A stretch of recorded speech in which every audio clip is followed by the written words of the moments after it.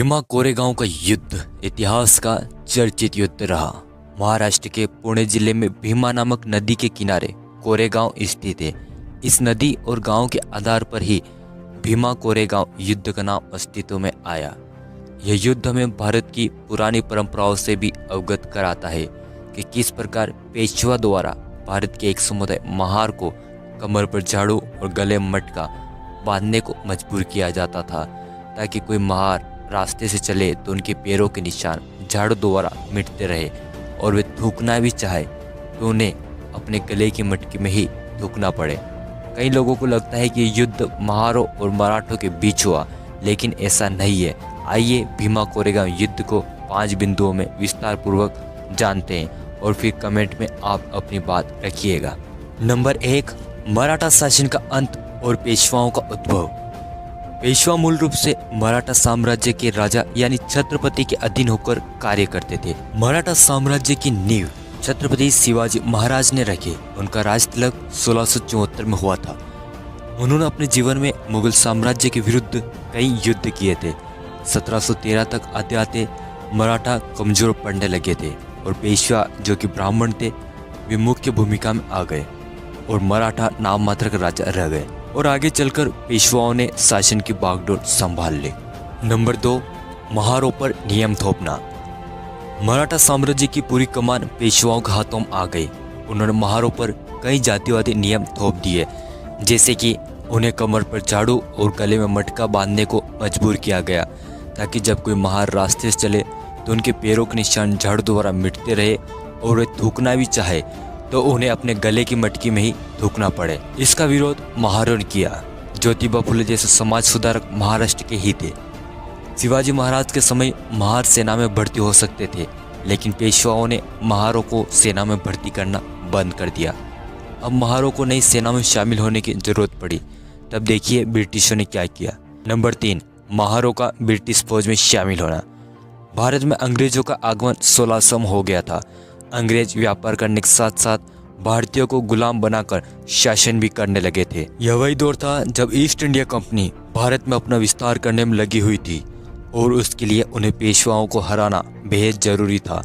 जब महारों ने पेशवा सेना में भर्ती होने का आग्रह किया, तब पेशवाओं द्वारा उन्हें अपमानित कर ठुकरा दिया। यह बात जब अंग्रेजों को पता चली तो उन्होंने महार जाति के लोगों को समानता की शर्तों पर अपने साथ अंग्रेजी सेना में भर्ती कर लिया और इस तरह आगे चलकर भीमा कोरेगांव युद्ध अस्तित्व में आया।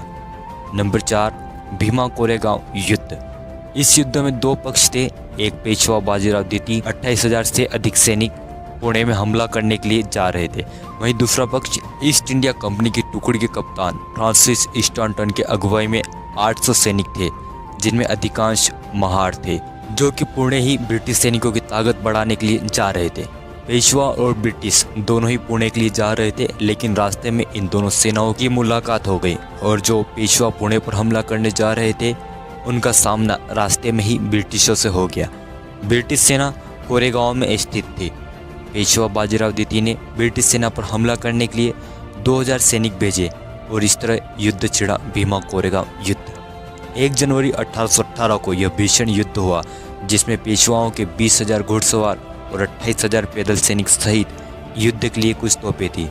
वहीं ब्रिटिश सेना के 500 पैदल सैनिक, 300 घुड़सवार व युद्ध के लिए तोपें थी। ब्रिटिश सेना में अधिकांश महार जाति के लोग थे। दोनों सेनाओं के मध्य करीब 12 घंटे तक युद्ध चला। ब्रिटिश महार सेना के आगे पेशवा टिक न सके। कैप्टन फ्रांसिस स्टैंटन के नेतृत्व वाली ब्रिटिश महार सेना विजयी रही। इस जीत के बाद पेशवा का शासन खत्म हो गया।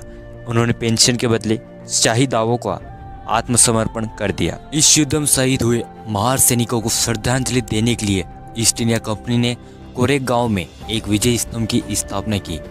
वही स्तंभ का शिलालेख ये घोषित करता है कि कैप्टन स्टैंटन के बल ने पूर्व में ब्रिटिश सेना के सबसे गर्वित विजय में से एक को पूरा किया।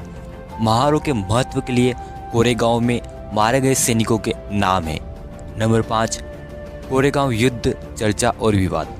भारत के संविधान निर्माता कहे जाने वाले बाबा साहेब भीमराव अंबेडकर 1 जनवरी 1927 को कोरेगांव स्थित विजय स्तंभ गए। तब से यह गांव चर्चा का विषय बन गया और फिर आगे चलकर हर 1 जनवरी को बाबा साहेब के अनुयायी यहाँ आते हैं। 1 जनवरी 2018 को भीमा कोरेगांव में हिंदूवादी संगठनों और दलित बौद्ध संगठनों के बीच विवाद हुआ और ये गांव पुनः चर्चा का विषय बन गया। अब हमारा आपसे यह सवाल है कि जाति व्यवस्था ने हमारे देश को किस प्रकार से तबाह किया और ये भेदभाव कैसे खत्म होगा। आपकी राय कमेंट में ज़रूर बताएं।